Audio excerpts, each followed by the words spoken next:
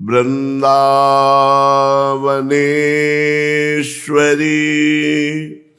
तवैव पदारविन्दम्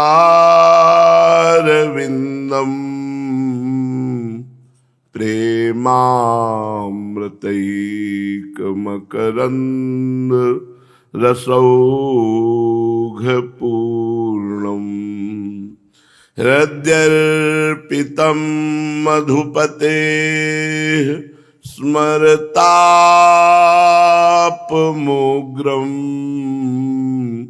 निर्वापयत् परमशीतलमाश्रयामि निर्वापयत् परमशीतलमाश्रयामि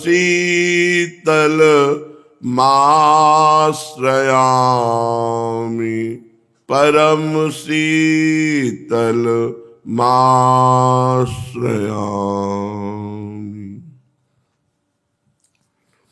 परम सच्चिदानंद घन प्रेमानंद स्वरूप नवनिभृत निकुंज महामहिम परम पावन श्री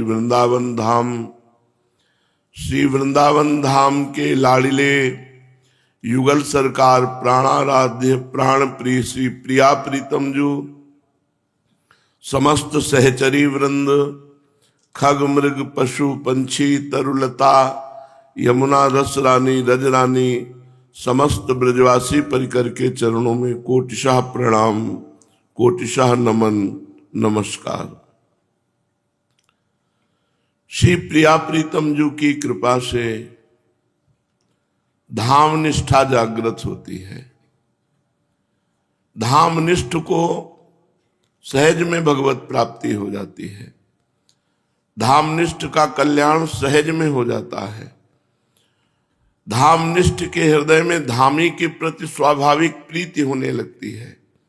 जैसे श्री धाम वृंदावन, तो यहाँ के धामी श्री श्यामा श्याम, स्वाभाविक अपनापन धाम के प्रभाव से होने लगेगा। जैसे हम किसी के घर में बहुत काल तक रहे तो वो घर अपना लगने लगता है, घर वाले अपने लगने लगते हैं, पुराने सब धीरे धीरे विस्मृत होने लगते हैं। ऐसे ही अनंत जन्मों से हम वास्तविक अपने घर वृंदावन से भूले हुए संसार के घरों को, संसार के जनों को, संसार के भोगों को अपना मानते रहे।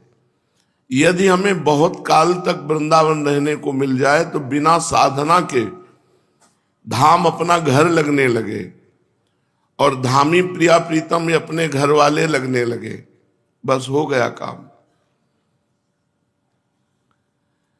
हम जब प्रभु के हैं, ये बात हमारे हृदय में बैठ जाती है तो स्वाभाविक प्रभु का चिंतन होता है। जैसे हम अपने देह का, देश संबंधियों का माला जप नहीं करते पर कभी भूलते भी नहीं। सच्चा भजन तो यही है कि हम भूलते नहीं हैं, पर प्रभु एक पराये से लगते हैं, प्रभु एक गैर से लगते हैं। इसीलिए इनके लिए हमें प्रयास करना पड़ रहा है। श्रीपाद प्रबोधानंद जी महाराज कह रहे हैं, यदि वृंदावन वास करने को मिल जाए तो सब बात बन जाए। बड़ा दुर्लभ है भगवत धाम वृंदा विपिन वास करना। अगर रसिकों का संग नहीं है तो पहचान में नहीं आने वाला वृंदावन। एक बार हमारे हृदय में महत्व बुद्धि बैठ जाए कि ओहो, परम धाम वृंदा विपिन में हमारा वास हो गया या हम आश्रित हो गए, ये बहुत बड़ी बात है। इसीलिए प्रार्थना कर रहे हैं श्रीपाद वृंदाटवी माँ से, कृपयतु मयि वृंदारण्य रागी मनागप्यति बहुल कृपोरु स्नेह भारादश्रु फलतु तदनुकंपा कल्पवल्ली फलम तद्भुत मधिवसति में तत्प्रियाराम शिम्नि में। हे वृंदाटवी राज्ञी प्रियाजू, हे वृंदावन रानी प्रियाजू, हे वृंदाटवी मां, हम पर इतनी कृपा कर दो, मैं अश्रु बहाते हुए सदैव आपका चिंतन करते हुए वृंदावन की सीमा के बाहर कभी न जाऊं। वृंदावन महान फल देने वाला है। तो कह दे कि वृंदावन में यदि अपराध बन गया, वृंदावन वासी है, कुछ नहीं बिगड़ने वाला। हमारी बात मान लेना।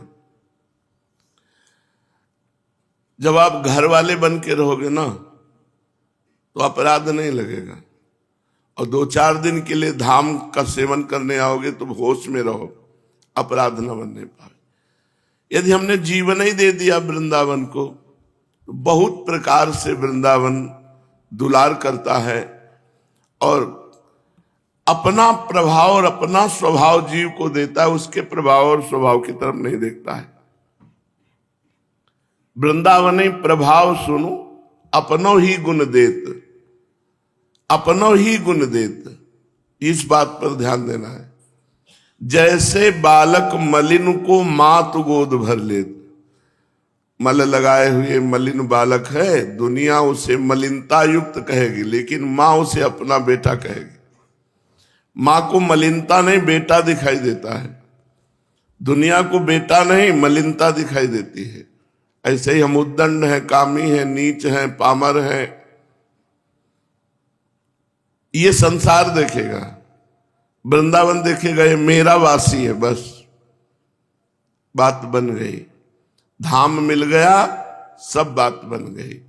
इसलिए कह रहे हैं कि हे वृंदाटवी मां, हे वृंदावन रानी, वृंदावनाधीश्वरी, एक बार मेरे ऊपर कृपा कर दो कि मेरे अंदर ये बैठ जाए कि मैं वृंदावन से बाहर, सीमा के बाहर नहीं जाऊंगा। हो गया काम।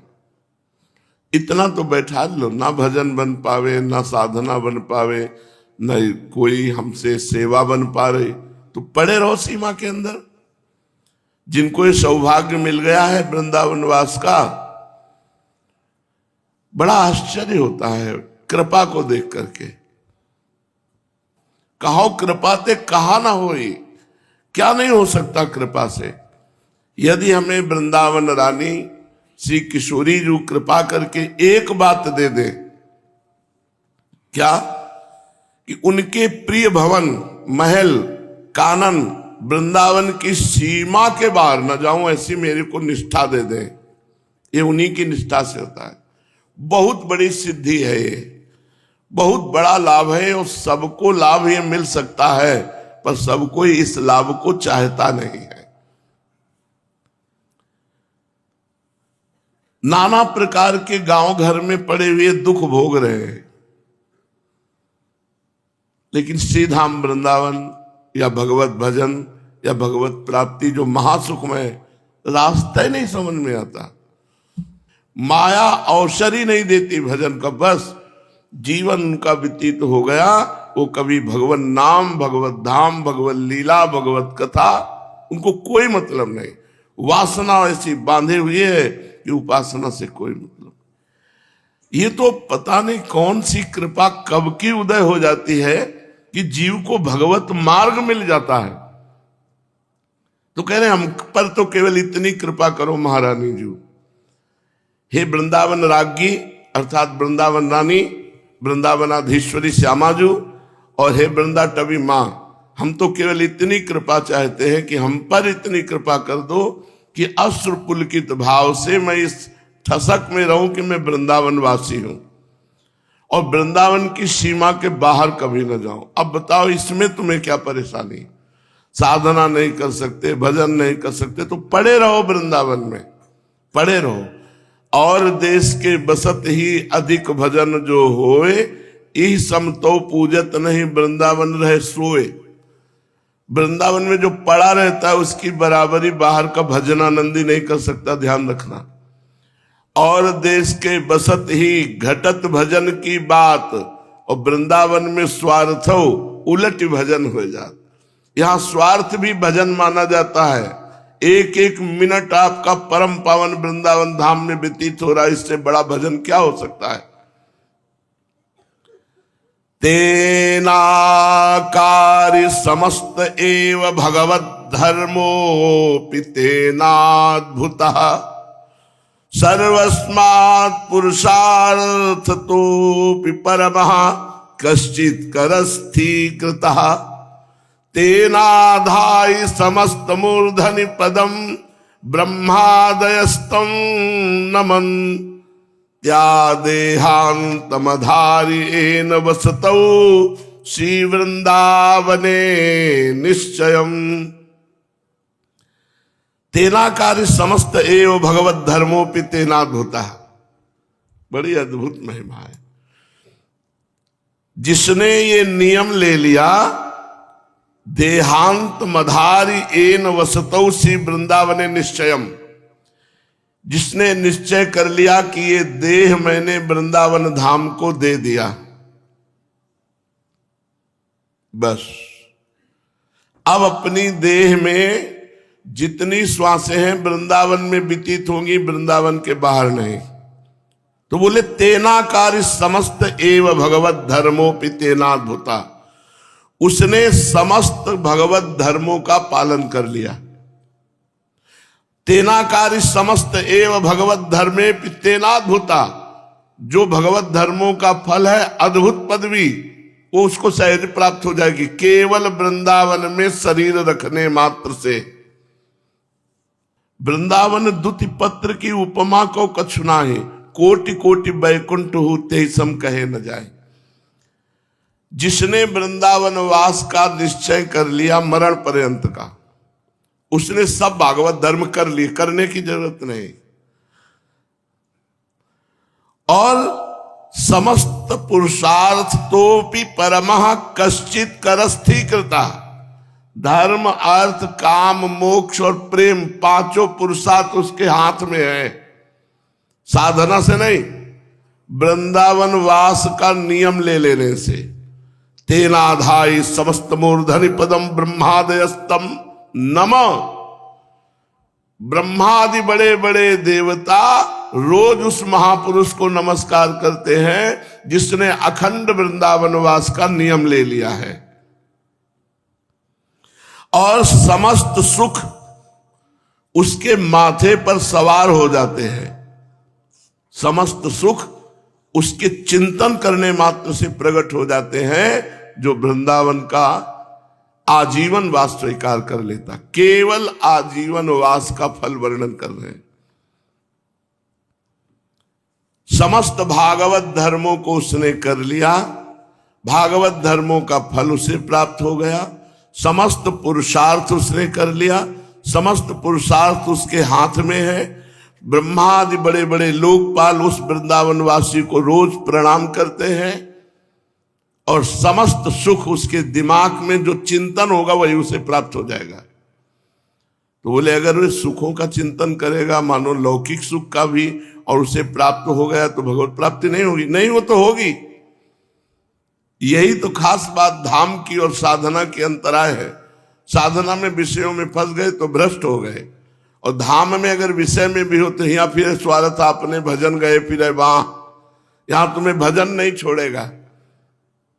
इसलिए हे वृंदावनाधीश्वरी, हे वृंदाटवी मां, आप हम पे कृपा करो और मुझे अखंड वृंदावनवास की क्षमता प्रदान करो। छोटी मोटी क्षमता नहीं है, सबका मन होता है घूमने का। एक जगह बंद कर दो तो देखो मन की दशा क्या लगता है, चलो कहीं, कहां चलो? पूज्यपाद श्री उड़िया बाबा जी महाराज बाबा जी से प्रश्न करते हैं कि महाराज जी, एक आदमी नाम जप करता है, एक आदमी वेद पाठ करता है, तो इन दोनों में कौन सा ठीक है? जो नाम जप कर रहा है और एक पाठ करता है। पहुंचे हुए महापुरुष हैं।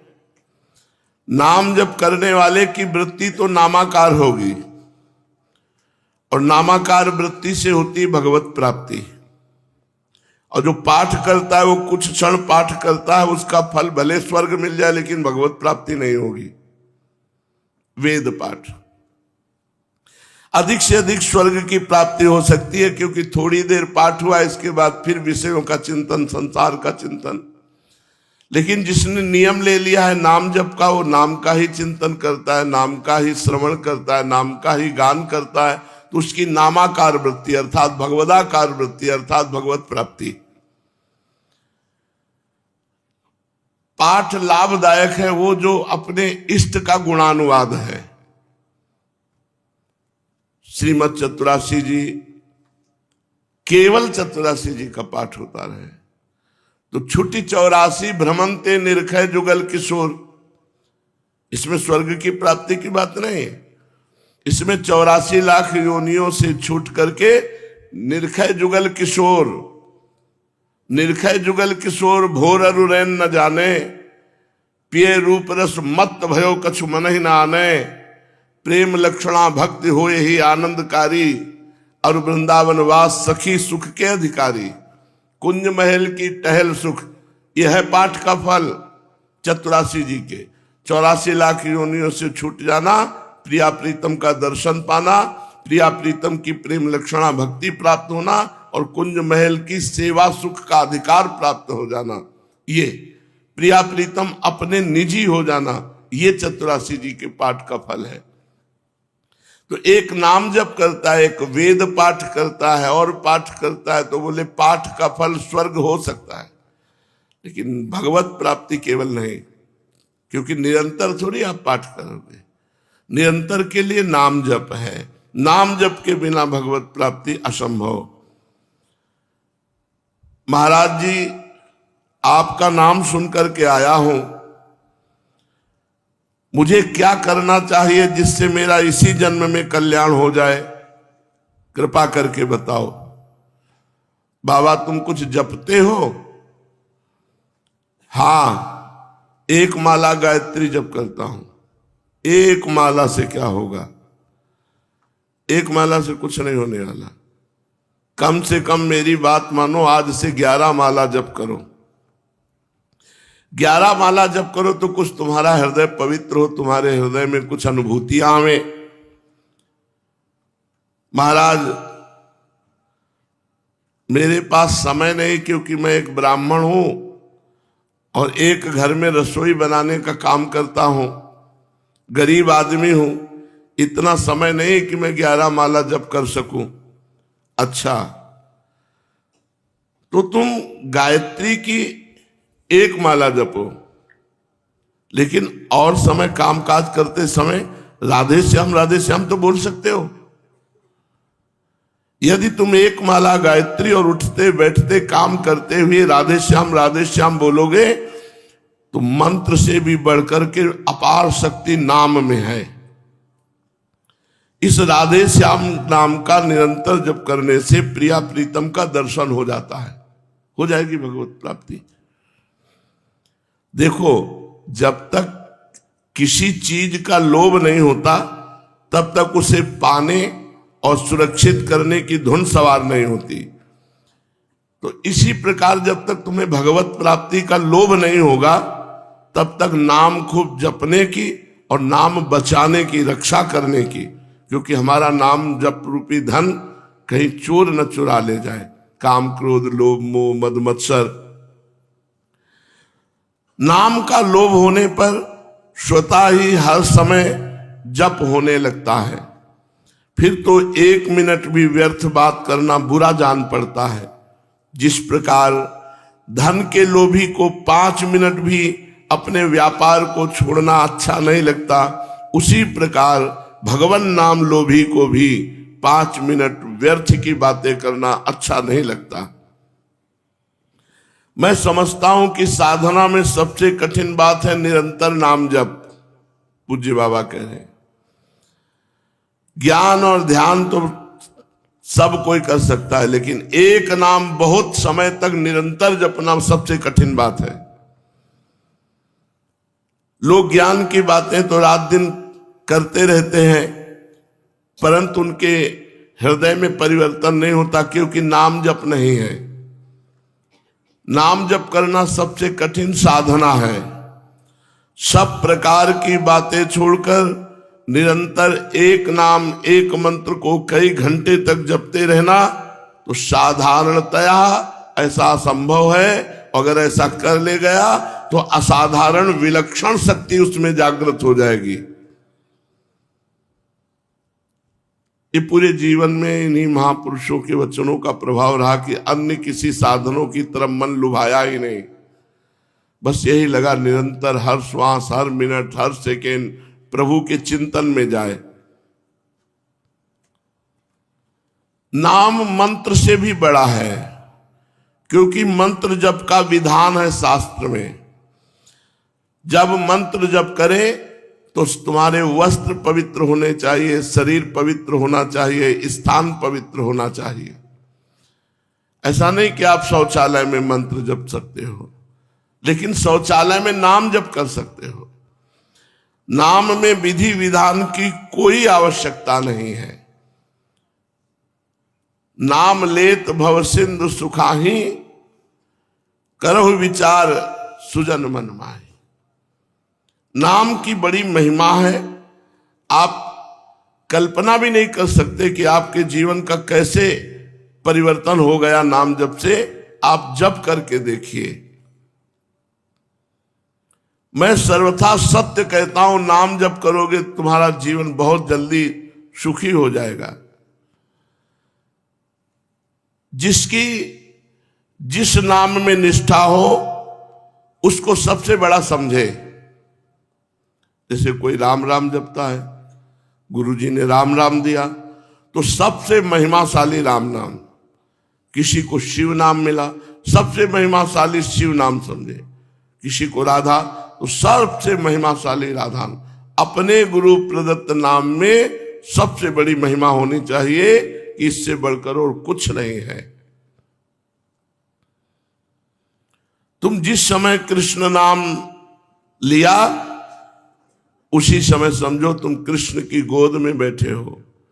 कृष्ण तुम्हें अपने गोद में बैठा ले हैं। नाम ले रहे हो मतलब नाम ही तुम्हारे पास है। नाम बाणी जहां श्याम श्यामा तहां, नाम बाणी सुनत श्याम श्यामा सुबस, नाम बाणी निकट श्याम श्यामा प्रगट। कितनी सुंदर बात है। अगर वाणी जी का गायन चल रहा है, नाम जब चल रहा है, तो हमारे प्रिया प्रीतम हमारे समीप हैं, हम चाहे जहां हो। नाम वाणी जहां श्याम श्यामा तहां। तो जो वृंदावन खंडवास नहीं कर सकते तो जहां भी है वहीं नाम वाणी में लगे, वहीं श्याम श्यामा हो। जहां श्याम श्यामा तहां उनका धाम।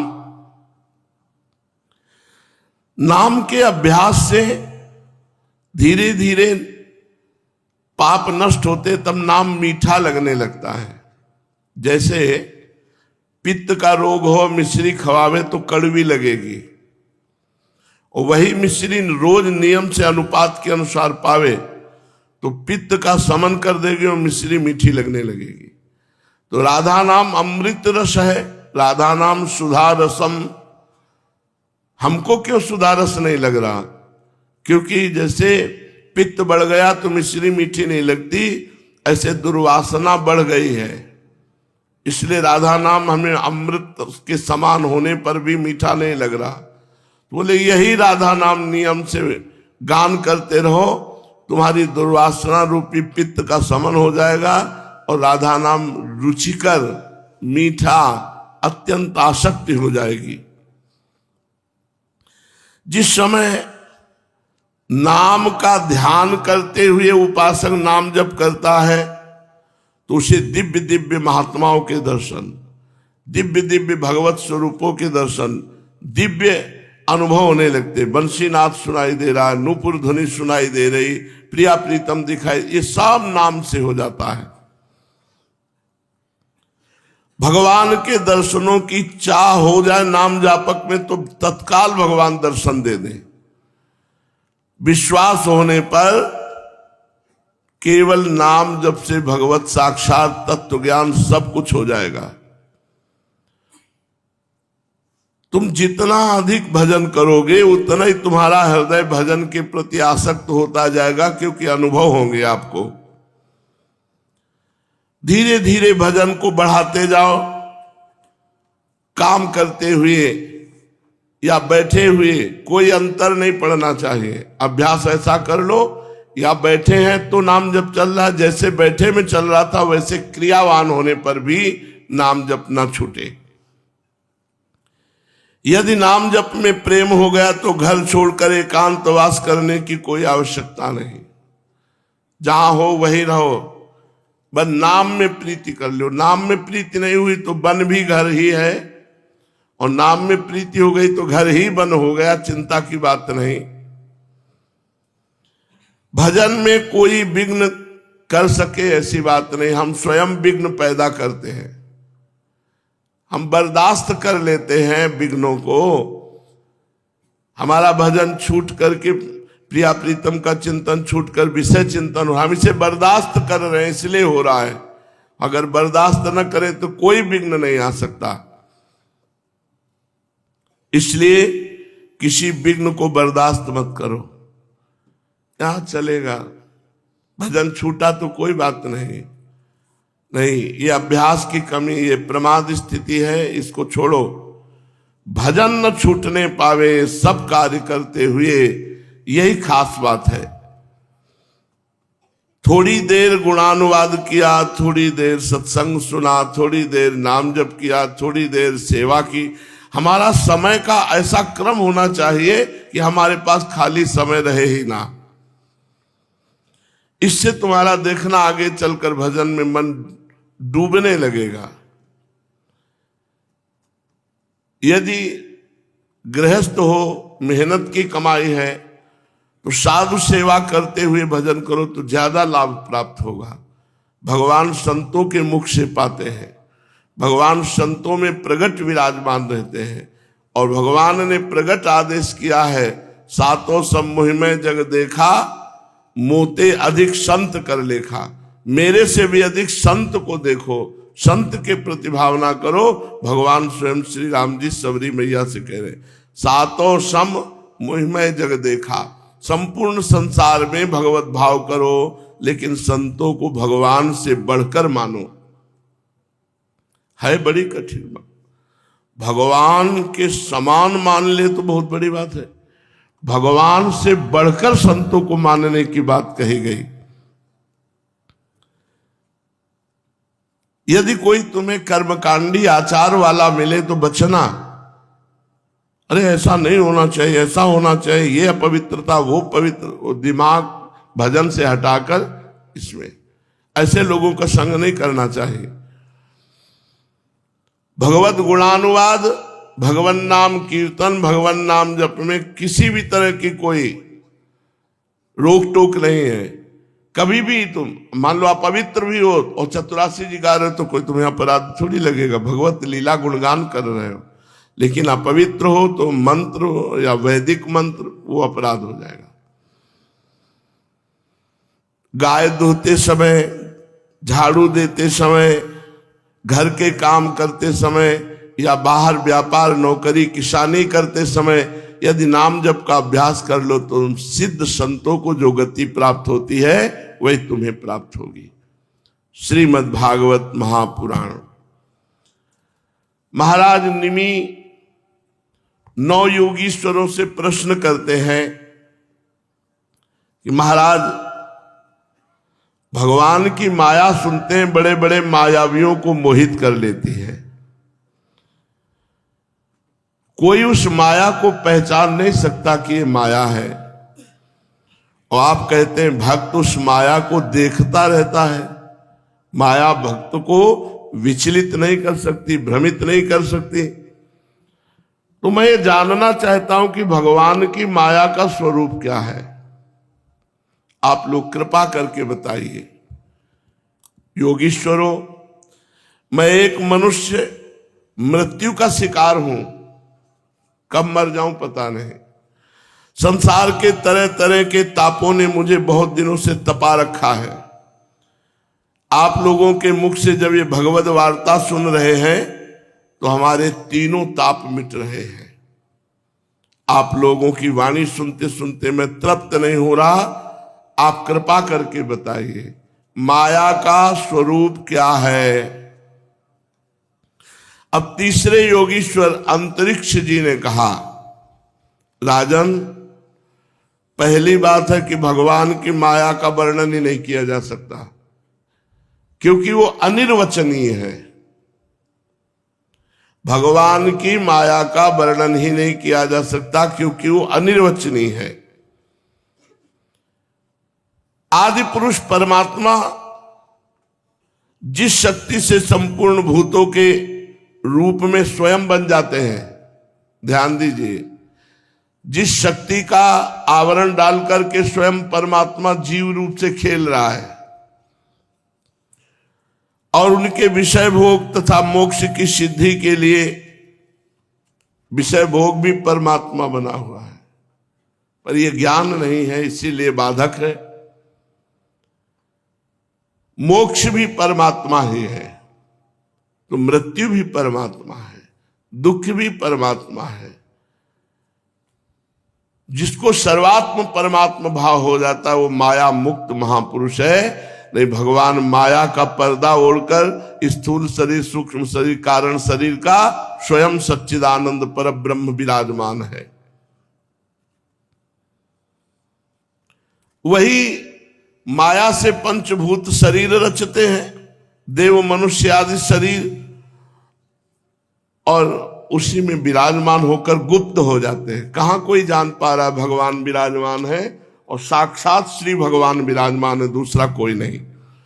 इसी का नाम माया है कि भगवान ना दिखाई देकर भगवान के द्वारा रचित जितना नानात्व है वो स्वयं भगवान बने हैं, पंचभूत स्वयं भगवान बने हुए, पर दिखाई न देना, यही भगवान की माया है। पंच महाभूतों द्वारा बने हुए प्राणी शरीरों में भगवान अंतर्यामी रूप से प्रवेश कर जाते हैं। भगवान ही एक मन के रूप में प्रवेश कर जाते हैं।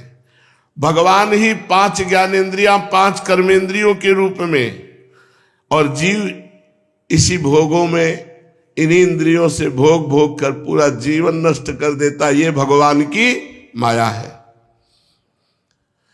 देहाभिमानी जीव, देखो कितनी बढ़िया बात, स्पष्ट वर्णन हो रही कि भगवान ही अंतर्यामी रूप से इसमें बैठे हैं, भगवान ही एक मन रूप से बैठे हैं, भगवान ही 5 ज्ञानेंद्रियां, 5 कर्मेंद्रियां के रूप से बैठे। पर भोगों में वो इतना मतवाला हो जाता है, वो अपने स्वरूप को भूल जाता है। ये श्री भगवान सबके हृदय में बैठे हैं, ये बात भूल जाता है। यही भगवान की माया। भुला देना भगवान की माया, छुपा देना भगवान की माया। वह देहाभिमानी जीव अंतर्यामी के द्वारा प्रकाशित इंद्रियों के द्वारा विषयों का भोग करता है और इस पंचभूतों के द्वारा निर्मित शरीर को अपना स्वरूप मानकर आसक्त हो जाता है। ये भगवान की माया है। अब वो कर्मेंद्रियों से सकाम कर्म करता है, उनके अनुसार शुभ कर्म का फल सुख और अशुभ कर्म का फल दुख भोग करने लगता है, और मैं शरीरधारी हूं नहीं, मैं शरीर ही हूं, ऐसा भ्रम होने लगता है और संसार में भटकने लगता है। ये भगवान की माया है। इस प्रकार यह जीव ऐसी अनेक अमंगलमयी कर्म गतियों को, उनके फलों को प्राप्त होता है और महाभूतों के प्रलय पर्यंत विवश होकर जन्म के बाद मृत्यु, मृत्यु के बाद जन्म को प्राप्त होता है। ये भगवान की माया है। जब पंचभूतों का प्रलय का समय आता है तो अनादि और अनंत काल स्थूल तथा सूक्ष्म द्रव्य एवं गुण रूप इस व्यक्त सृष्टि को मूल प्रकृति की ओर खींचता है। ये भगवान की माया है। जब सृष्टि के महाप्रलय का समय आता है तो काल संपूर्ण सृष्टि को मूल की तरफ खींचता है, विनाश करता है। क्या करता है? उस समय ये होगा 100 वर्ष तक भयंकर सूखा पड़ेगा। 100 वर्ष तक पानी पीने को नहीं मिलेगा। जब 100 वर्ष पानी ही नहीं होगा, वर्षा ही नहीं होगी, तो धरातल का पानी सूख जाएगा। जिस समय काल संपूर्ण सृष्टि को मूल प्रकृति की तरफ घसीटता है, उस समय 100 वर्ष तक भयंकर सूखा पड़ जाता है, एक बूंद पानी नहीं। भजन कर लो, अभी सब सुविधा है, वो कौन सा पानी फिल्टर करके पी रहे हो? ऐसे गड्ढा में भी नहीं मिलेगा, फिल्टर की तो बात जाने दो। जब नीचे से नहीं आएगा तो फिल्टर कहां से होगा? जब ऊपर से नहीं आएगा तो नीचे वाला भी तो सूख जाएगा। बड़ी भयंकर दुर्गति होगी यदि भजन नहीं करोगे। और ये सब भोग चुके हैं हम, और भोगेंगे अगर भगवान को प्राप्त नहीं किया। 100 वर्ष तक एक बूंद पानी नहीं गिरा, 100 वर्ष तक वर्षा न हो, इसी में काफी निपट गए। काल भगवान सबको मूल प्रकृति की तरफ, ब्रह्म की तरफ घसीटते हैं। जब महाप्रलय का समय आता है, 100 वर्ष तक बिल्कुल पानी नहीं गिरता। अब वर्षा बिल्कुल ना होने के कारण प्रलय काल की शक्ति से गर्मी बढ़ती है, और उस गर्मी से तीनों लोग त्राहिमाम बोल जाते हैं, ये भगवान की माया है। उस समय भगवान शेष के 1000 मुखों से आग पैदा होती, विषैली प्रचंड आग की लपटें नीचे से पाताल से उठती और ऊपर के लोगों को जलाती। 100 वर्ष तक पानी नहीं गिरा। इसके बाद इतनी उष्णता बढ़ती, तीनों लोग गर्मी से त्राहिमाम बोल जाते हैं। फिर भगवान शेष के मुख से अग्नि की लपटों सहित विष की ज्वाला निकलती है। वायु की प्रेरणा से वो लपट पाताल लोक से जलाना आरंभ करती है और ऊंची ऊंची चारों ओर फैल जाती है। और इधर 12 सूर्य, ऊपर से 12 सूर्य एक साथ उदय होकर अग्नि पैदा कर देते। नीचे से भगवान शेष की अग्नि, पूरा संसार अग्निमय अग्निमय। ये भगवान की माया है। अब जब 100 वर्ष तक सूखा पड़ा और 100 वर्ष तक अग्नि अग्नि अग्नि, कुछ नहीं बचा, सब भस्म। फिर प्रलयकालीन सांवर्तक मेघगण, हाथी की सूंड के समान मोटी मोटी धाराएं, 100 वर्ष तक वर्षा ही वर्षा। ये सब भोगना है। अगर भजन नहीं करोगे तो भले कीड़ा मकोड़ा बनोगे, उसी में छुन्न से हो जाओगे आग में।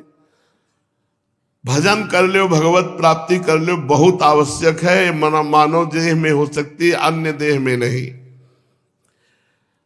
संपूर्ण ब्रह्मांड जल में पहले 100 वर्ष तक सूखा, 100 वर्ष तक भयंकर गर्मी, फिर 100 वर्ष तक आग की लपटें, नीचे से भगवान शंकरषण शेष जी, ऊपर से 12 आदित्य, और पूरा संसार भस्म हो गया। अब फिर मोटी मोटी सूंड की, जैसे हाथी की होती है, ऐसे धारा, बूंदे नहीं धारा, पूरा ब्रह्मांड जलमय हो गया। ये भगवान की माया है। राजन, जैसे बिना ईंधन के आग बुझ जाती है, वैसे ही विराट पुरुष ब्रह्मा अपने ब्रह्मांड शरीर को छोड़कर सूक्ष्म स्वरूप अव्यक्त भगवान में लीन हो जाते हैं। ये भगवान की माया। अब वायु पृथ्वी की गंध को खींच लेती, जिससे पृथ्वी जल रूप हो जाती, पृथ्वी नाम की कोई चीज नहीं रह जाती। और वही वायु जल के रस को खींच लेता है, तो जल अग्नि रूप हो जाता है। ये भगवान की माया है। और जब अंधकार अग्नि के रूप को छीन लेता है, तब अग्नि वायु रूप हो जाती है। और वायु की स्पर्श शक्ति जब छिन जाती है, तो आकाश रूप हो जाता है। सब अपने में जैसे प्रकट हुए थे, वैसे लौटते हुए चले जा रहे हैं। तब वायु आकाश में लीन हो जाता है। ये भगवान की माया है। तदनंतर काल रूप परमात्मा आकाश के शब्द गुण का हरण कर लेता है, जिससे तामस अहंकार में लीन हो जाता है। ये भगवान की माया है। और इंद्रियां बुद्धि ये राजस अहंकार में, मन सात्विक अहंकार में देवताओं के साथ लीन हो जाता है, और अहंकार महातत्व में, महातत्व प्रकृति में, प्रकृति मूल प्रकृति में, मूल प्रकृति ब्रह्म में हो गई। यहीं से शुरू हुआ था, ये महाप्रलय हो गया। ये भगवान की माया। जब सृष्टि होना होता है तो ब्रह्म से मूल प्रकृति, मूल प्रकृति से त्रिगुणात्मिका प्रकृति, त्रिगुणात्मिका प्रकृति से महातत्व, महातत्व से अहंकार, अहंकार त्रिविध, त्रिविध अहंकार में इंद्रिया, मन, देवता, सब बुद्धि, सब प्रकट, और उसी से पूरी सृष्टि। सृष्टि, स्थिति और संहार ये तीनों माया से हो रहे हैं। हमने सूक्ष्म रूप से ये माया का वर्णन किया। अब क्या सुनना चाहते हो राजन? तो राजा निमि ने पूछा, महर्षि ये तो बड़ी कठिन है भगवान की माया। जरा सोचो उस समय जब 100 वर्ष सूखा पड़ेगा, सोचो उस समय जब 100 वर्ष आग गिरेगी, जब 100 वर्ष वर्षा होगी, पूरा ब्रह्मांड लीन होगा, उस समय की स्थिति को सोचो। इसलिए आज भजन कर लो। लोग कहते हैं कि क्या भगवत प्राप्ति, मौज लो, कल किसने देखा है? कल आप ही देखोगे भगवान, आप ही देखोगे, किसने नहीं देखा। आप ही त्राहिमाम बोलोगे। तुम अविनाशी हो, तुम्हारा शरीर छूट जाएगा, लेकिन दूसरा शरीर मिलेगा, फिर देखोगे तुम ही। तो ये भगवान की माया इतनी प्रबल, तो इससे पार कैसे जाए? राजा निमि ने पूछा, ऐसा माया भगवतः सर्ग स्त्यंत कारिणी त्रिवर्णा वर्णितास्माभि किम भूया श्रुतिमिच्छसि यथैतामैश्वरीं मायां दुस्तरात्म कृतात्म भी तरंत्यंजः स्थूल धियो महर्ष इदमुच्यताम। इस माया से तरा कैसे जाए, इससे मुक्त कैसे हुआ जाए? ये तो सुनाई के भयभीत हो। अब कृपा करके बताइए, जिसे हमने सुना, जिससे हम भयभीत हुए, इससे हम तरे कैसे? क्योंकि इस शरीर में आत्मबुद्धि हो गई, यही माया है। अब इससे कैसे मुक्त हो? बहुत ध्यान से सुनना। माया से मुक्त होने का उपाय अब चौथे योगीश्वर प्रबुद्ध जी बोले, राजन भगवान की माया से ये स्त्री पुरुष का ऐसा बंधन बन जाता है कि वो उपाय करता है दुख निवृत्ति के लिए, वो भोगता जाता है दुख पे दुख। वो बड़े बड़े कर्म करता है सुख प्राप्ति के लिए, परिणाम में उसे दुख ही मिलता है। जो पुरुष माया के पार जाना चाहता है, उसको चाहिए कि विचार करे कि कर्मों का फल विपरीत क्यों हमें मिल रहा है। हम कर्म करते हैं सुख के लिए। जैसे पूरे संसार में जितने मनुष्य है, सब सुख के लिए कर्म करते हैं, दुख के लिए कोई कर्म नहीं करता, पर परिणाम में दुख भोगने को मिलता है। तो विचार करना चाहिए हमसे त्रुटि कहां हो गई। सुख के बदले में दुख पाते हैं, दुख निवृत्ति के स्थान पर दिनों दिन दुख बढ़ता जाता है। एक धन को ले लो, इससे दिन पर दिन दुख बढ़ता है, इसको पाना कठिन, मिल जाए तो ये आत्मज्ञान के लिए मृत्यु रूप है, मृत्यु स्वरूप है। श्री स्वामी हरिदास जी महाराज कहे, हरिदास मीच जो आवे त्यो धन है आप उनको। अध्यात्म में धन क्या है? बोले मृत्यु स्वरूप है। जो इस धन का चिंतन, धन में एक बड़ा भारी दोष है, 15 दोष तो है ही है, एक बड़ा भारी दोष है गिनती में सुख मिलना। आप हो गए खुद मर करके यमराज के अतिथि, और यहां बैंक बैलेंस जोड़ जोड़ के मर गए। बहुत विचित्र हाल है। एक धन को ले लो, ये दिन पर दिन दुख बढ़ाता रहता है, इसको पाना कठिन, मिल जाए तो ये आत्मा के लिए मृत्यु स्वरूप है। जो धन की चिंतन में उलझन में पड़ जाए, वो अपने आप को भूल जाता है। एक धन की बात केवल। फिर स्त्री, जड़ चेतन की तो ग्रंथि पड़ी है, ये और बड़ी ग्रंथि पड़ गई। एक शब्द है, हम आपके बिना जीवित नहीं रह सकते। ये हर उस हृदय से निकलेगा जो स्त्रैण है, स्त्री आसक्त है, और हर हृदय स्त्री आसक्त हो जाएगा यदि हरि का आश्रय नहीं है तो। ये छोटी मोटी शक्ति नहीं है भगवान की, यही माया है विचित्र। ऐसा महसूस होता है कि हम आपके बिना जीवित नहीं रह सकते। फिर जो तांडव करती है माया, बड़े बड़ों को घुटने पे लेकर, वो रात दिन समझ ही नहीं पाया कि आयु कब नष्ट हो गई। मृदु भाषण, सुधामयम बाचो, कामनाम रसवर्धनम, अमृत जैसी बातें। आए थे हरिभजलल काउंटे लाख कपास, आए थे ब्रह्म प्राप्ति के लिए, मानव देह मिला था भगवत प्राप्ति के लिए। एक धन को ले लो, दूसरा करे एक स्त्री को ले लो। दिन प्रतिदिन आसक्ति, दिन प्रतिदिन आसक्ति। घर को ले लो,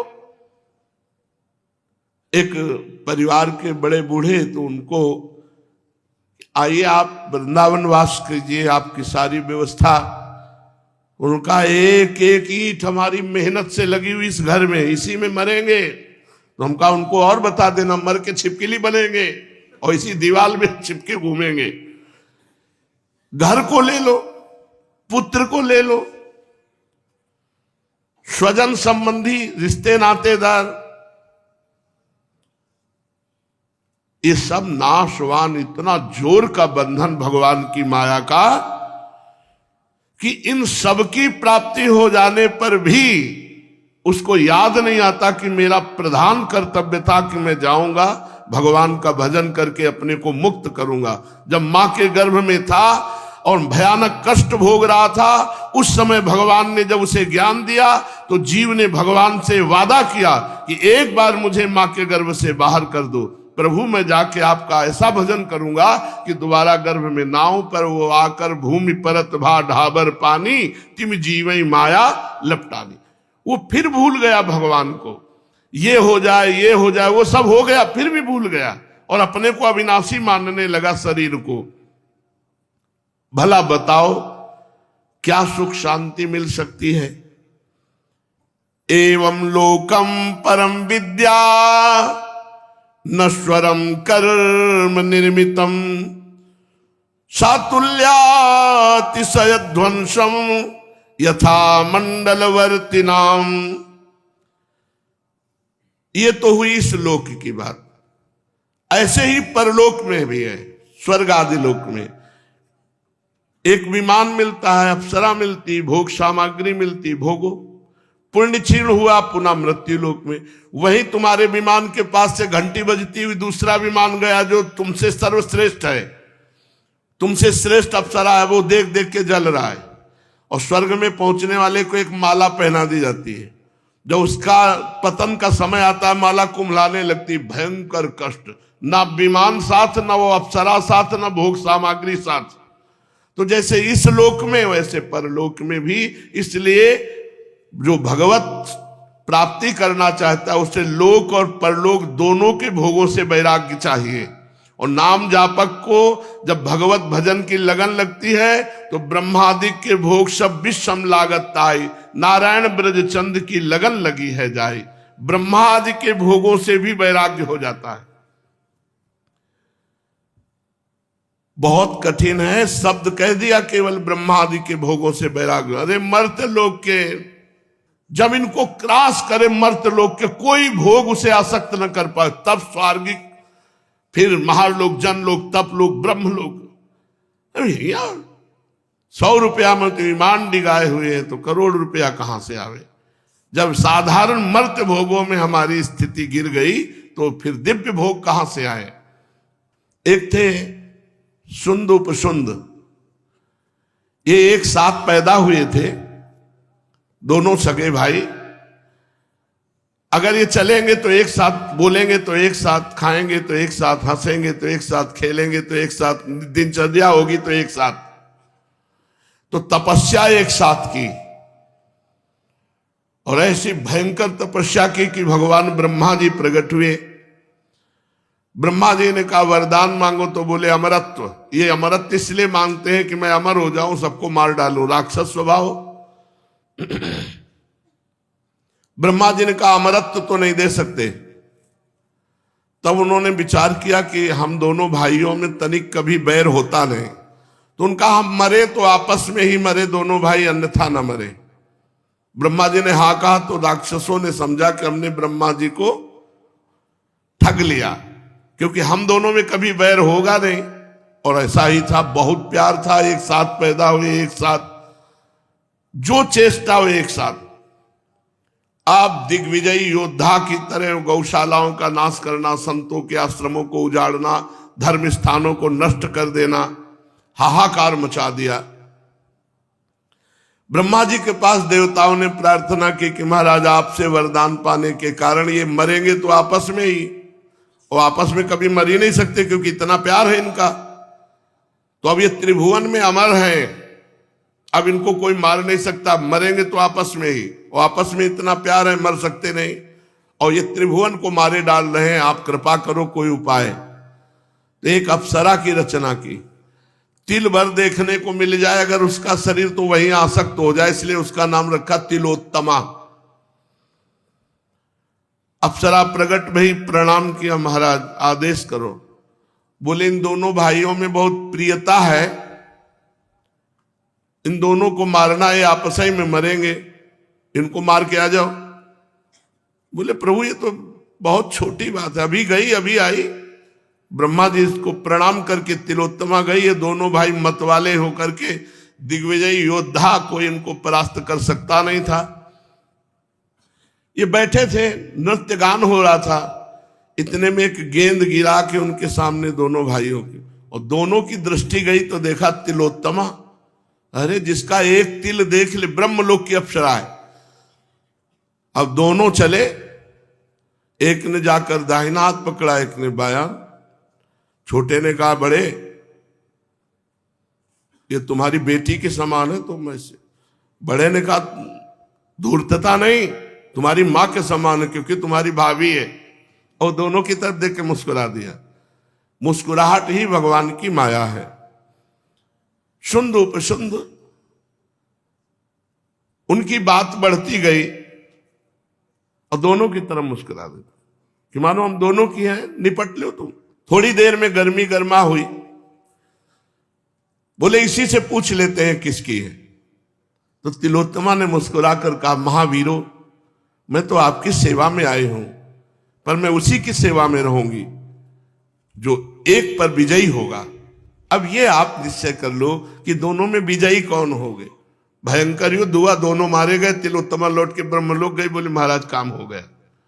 भगवान की ये विचित्र माया ऐसी है कि चाहे कोई कितना बड़ा संयमी, प्रेमी, नियमी, धर्मात्मा हो, इस माया के चक्कर में फंस करके भगवान को भी भूल जाएगा। इंसान की मित्रता तो जाने दो, भगवान को, भगवत प्राप्ति होते होते रुक जाएगी। इसलिए कह रहे हैं अगर इस माया पर विजय प्राप्त करना है तो तस्मात् गुरुम प्रपद्येत जिज्ञासु श्रेय उत्तमम शाब्दे परेत निष्णातम ब्रह्मण्युपसमाश्रयम्। इसलिए यदि आप अपना परम कल्याण चाहते हैं तो सबसे पहला काम करो, गुरु का वरण कर लो। तस्मात् गुरुम प्रपद्येत जिज्ञासु श्रेय उत्तमम। अपना कल्याण चाहने वाले जिज्ञासु का उत्तम कार्य है कि पहले गुरुदेव का वरण करें। गुरुदेव कैसे हो? शाब्दे परे च निष्णातम ब्रह्मण्युपसमाश्रयम्। शब्द ब्रह्म, वेद, शास्त्र, पुराण, इतिहास सबके ज्ञाता हो, और परब्रह्म, ब्रह्मबोध संपन्न महापुरुष हो। दोनों बात होनी चाहिए। यदि वो केवल ब्रह्मबोध संपन्न है तो शब्दों के द्वारा अपने अनुभव नहीं बता सकते, और यदि केवल शब्दों का ज्ञान है ब्रह्म अनुभूति नहीं तो अनुभव नहीं बता सकते, इसलिए दोनों होने चाहिए, परब्रह्म की अनुभूति और शब्द ब्रह्म का ज्ञान। शब्द ब्रह्म अर्थात समस्त शास्त्रों का ज्ञान और परब्रह्म अर्थात परमात्मा की अनुभूति। श्री सद्गुरुदेव भगवान का आश्रय लेकर के ये देखना चाहिए कि सद्गुरुदेव भगवान कैसे हो, तो बोले शांत हो। शांत उसे कहते हैं मान अपमान निंदा स्तुति लाभ हानि दुख सुख हर परिस्थिति में शांत। गुरुदेव ऐसे होने चाहिए जिनका चित्त शांत हो। फिर दूसरा, व्यवहार में प्रपंच में फंसे ना हो। जो खुद फंसे हो हमको क्या निकालेंगे। अगर भगवत प्राप्त नहीं हुए ना, चेला बना रहे हो ना, स्वयं तो भगवत प्राप्त हो नहीं, स्वयं भजनानंदी हो नहीं। तो एक दिन एक गुरुजी जा रहे थे तो एक केचुआ में लाल चींटी करीब 1000 लाल चींटी अगर तुम्हें काट ले तो वही खुजलाहट और जलन पैदा हो जाएगी। वो चींटी केचुआ समझते हो ना, जो मिट्टी खाता है, बहुत कोमल शरीर का होता है। तो देखा कि वो तड़प रहा था, तो शिष्य ने कहा महाराज ये तो चींटियां देखो कैसे केचुओं को खा रहे हैं, भगवान बड़े निर्दयी है। एक तो केचुए को कोमल शरीर दिया और ऊपर से लाल चींटी खा रहे हैं। तो बोले लाल चींटी जानते हो कौन है? ये सब चेला है। और जो केचुआ जी हैं ये कौन है? बोले गुरु जी हैं। हरई शिष्य धन शोक न हरई, सो गुरु घोर नरक मा परई। गुरु शिष्य अंध बधिर कर लेखा, एक न सुनई एक नहीं देखा। ये गुरु शिष्य का संबंध रुपये का संबंध नहीं है। तब लग जोगी जगत गुरु, जब लग रहा है निराश, और जब आशा मन में भई जग गुरु जोगी दास। जोगी दास हो गया, जगत उसका गुरु हो गया। गुरुदेव कैसे होने चाहिए? परब्रह्म की अनुभूति और शब्द ब्रह्म का ज्ञान। शब्द ब्रह्म का पूरा ज्ञान नहीं है, परब्रह्म की अनुभूति तो कोसों दूर है। देह भाव की पुष्टता वाला कैसे देह राग छोड़वा देगा हमें बताओ। जिसको स्वयं भगवान में प्रेम, जब भगवान में प्रेम होता है तो नहीं खान पान ते भावे है, नहीं कोमल वसन सुहावे है। चेला बनाने का अधिकार है भगवत प्राप्त महापुरुष को, जिन्होंने निरंतर भगवदाकार वृत्ति कर ली। एक बार देख लिया, एक बार उपदेश दे दिया, वो जीवन का परिवर्तन करके भगवान के भजन में लगा। बस गुरु मंत्र दे दिए, तुम मंत्र को पकड़कर खूब निरंतर जपते हुए भगवान में। गुरु शिष्य का यही संबंध है। कोई प्रश्न है तो गुरु से समाधान करा लो। गुरु के वस्त्र, गुरु का भोजन, गुरु का ये भगवान के द्वारा भरण पोषण होता है। आपको लग रहा है तो 4 रोटी दे दो, आपको लग रहा है कि कपड़ा फटे तो लंगोटी अचला दे दो, हो गया।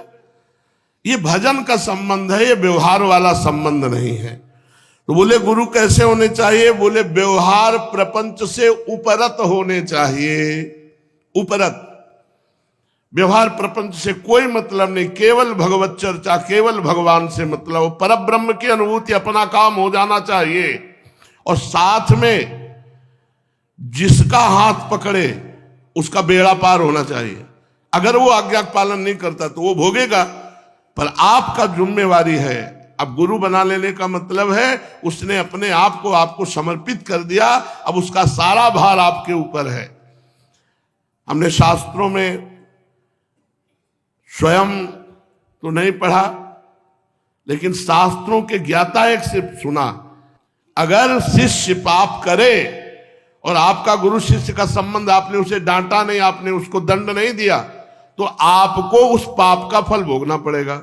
अगर वो परब्रह्म की अनुभूति से युक्त है तो उनका बाल बांका भी नहीं होगा। अगर स्वयं अनुभूति नहीं हुई तो ये चेले जो है नरक में ठेली ठेला।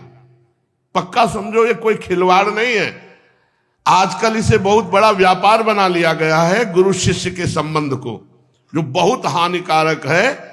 जब तक भगवत प्राप्ति ना हो तब तक आगे बढ़ता रहे साधक, कभी इन सब बाहरी व्यवहारों में न पड़े। ये प्रपंच नहीं होना चाहिए। व्यवहार प्रपंच से मुक्त गुरु और व्यवहार प्रपंच से मुक्त करना शिष्य का जो संबंध है वो ये है। गुरु पर ब्रह्म की अनुभूति, शाब्द ब्रह्म के ज्ञाता और शांत चित्त और व्यवहार से उपरत होने चाहिए। वो ताकि अपने ब्रह्मानुभूति की बातें अपने शिष्य को बताकर उसे माया मुक्त कर सके। 88,000 ऋषि हैं, शौनक जी उनके मुखिया हैं। 88,000 एक साथ रहते, 88,000 ऋषि एक साथ, शौनक जी उनके मुखिया। 60,000 ऋषि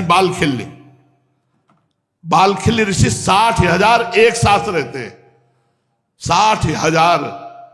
88,000 वो कथा भी होती थी वहां, वो माइक नहीं था, बिना माइक के श्री सूत जी बोलते थे और 88,000 ऋषि बैठ के सुनते। 88,000 बैठे तो हमें लगता है परिक्रमा मार्ग सब ऐसे 88,000 बहुत होते हैं, वहां तक आवाज जाए। इतना पवित्र शांत वातावरण, भगवत स्वरूप। 88,000 ऋषि एक साथ बैठकर भगवत कथा सुनते, किसी में न राग न द्वेष, न किसी में बाह्य प्रपंच, न संसारिक भोगों की आकांक्षा। 88,000 एक साथ रहना ये बहुत आश्चर्य की बात। 60,000 एक साथ रहना, बालखिल्य ऋषि। दुर्वासा भी जी जब चलते थे तो 60,000 उनके भी शिष्य थे। 60,000 शिष्य दुर्वासा जी के थे। जिज्ञासु को चाहिए कि गुरुदेव को ही अपना परम प्रीतम आत्मा परमात्मा मान ले। एक तो गुरु जल्दी बनावे नहीं, हम आपसे साफ बात कहते, कथा सुन के गुरु मत बनाओ, प्रवचन सुन के गुरु मत बनाओ। जल्दी बनाओगे ना तो जल्दी ही छोड़ दोगे। साल 2 साल 4 साल पहले उनको देखो, ज्ञान की छन्नी लगा के जितना तुम्हें भगवान ने दिया उससे छानो कि ये गुरु भगवान, हमारे गुरु भगवान बनने लायक है कि नहीं है। एक एक गुण अवगुण सद्गुण, उठना बैठना बोलना बातचीत, और जब गुरु बना ले तो गुरु ब्रह्मा गुरु विष्णु गुरुदेव महेश्वरा, गुरु साक्षात परब्रह्म तस्मै श्री गुरुवे नमः। हमारे परब्रह्म परमात्मा गुरुदेव हैं, अब हमें और कोई साक्षात्कार नहीं चाहिए, ऐसा भाव होना चाहिए। अपने गुरुदेव को ही परम प्रीतम मतलब इनसे बढ़कर कोई प्यारा नहीं। अपने गुरुदेव को ही अपनी आत्मा, अपने गुरुदेव को ही परमात्मा मानना चाहिए। निष्कपट भाव से गुरुदेव की आज्ञा में रहना, कपट नहीं, अपनी कोई रुचि नहीं, गुरुदेव की रुचि। जोई जोई प्यारो करे सोई मुहि भावे, अब जोई कहां करें हम सोई, आयस लिए चले निज दासी। भगवान को प्राप्त कराने वाले भक्ति भाव के साधनों की क्रियात्मक शिक्षा गुरुदेव से ग्रहण करें। इन्हीं साधनों से सर्वात्मा एवं भक्तों को अपने आत्मा का दान करने वाले भगवान प्रसन्न हो जाते हैं। गुरुदेव के संग से शरीर में, संतान में अनासक्ति सीखे। गुरुदेव के संग का क्या मतलब है? शरीर में राग न रह जाए, अपनापन न रह जाए, संसार के संबंधों में अपनापन न रह जाए। गुरु आज्ञाकारी इसी, जो गुरु का आदेश हो गया वही हमारे जीवन में सर्वोपरि। फिर भगवान के भक्तों से कैसे प्रेम करना चाहिए? गुरु सोई जो साधु सेवावे, और साधु सोई जो विषय छुड़ावे। हरिराम व्यास जी ने कहा गुरु वही है जो संतों से प्रेम करा दे, संत वही है जो भगवान से प्रेम करा दे, विषयों से राग छुड़ा दे। पहले शरीर और संतान में अनासक्ति सीखे, फिर भक्तों से कैसे प्रेम किया जाता है गुरुदेव से ये सीखे, फिर सबसे दया मैत्री विनय निष्कपट भाव ये सीखे।